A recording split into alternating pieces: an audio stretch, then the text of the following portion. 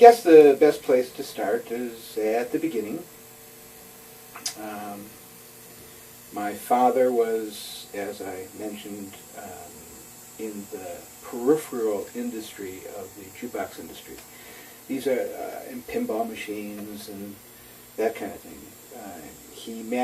He put them together, but he placed them in arcades and that kind of stuff. In the case of jukebox machines, he placed them all over in restaurants. And, whatever would get in, he would disperse between the record companies and the people that owned the restaurant or the location that it was at, and that was his industry, that was his business. That was one of his businesses, but he had a lot of businesses, and he was an entrepreneur, always interested in different businesses. He had a potato chip machine distributing business. He had a tube testing machine business in the days of television tubes, jukeboxes, pinball machines. When I was a kid growing up, I had probably about 25, 30 pinball machines in my garage, and allowed all the neighborhood kids to come in and use the pinball machines. It was kind of fun. My father, being such a colorful character, he was raised on West Grand Boulevard in Detroit, and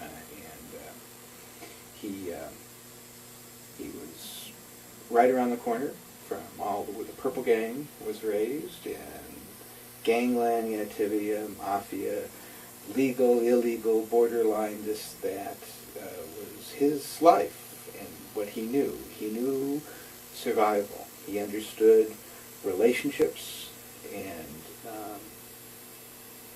he never violated relationships, so he maintained friendship and relationships with all the people that he dealt with, which is why he lived to die of cancer instead of lead poisoning. He was a magnanimous, dramatic man. He married late in life to my mom. She was 13 years younger than him, and he died when I was 17 and he was 59. So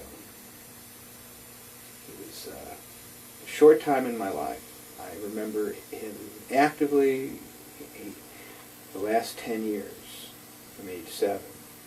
Age 7, 1954, Cleveland World Series.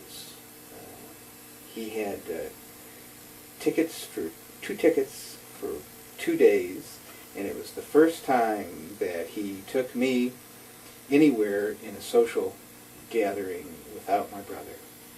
And that was very cool. And I had my Bell & Howell camera, and I took my first 16 millimeter film there. And that was the year that G. Menon Williams ran for governor. I got some shots of him and our maid.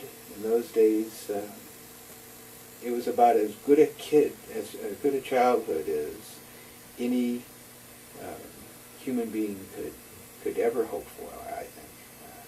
Our grandparents lived in the alleyway. My dad moved them from Cleveland, Ohio, and my dad loved my mom very much, and he loved her family very much, and took her and her family into his life, and he became the Don, if you will, of our little family. My mom and her 4 brothers and her parents, and it was wonderful.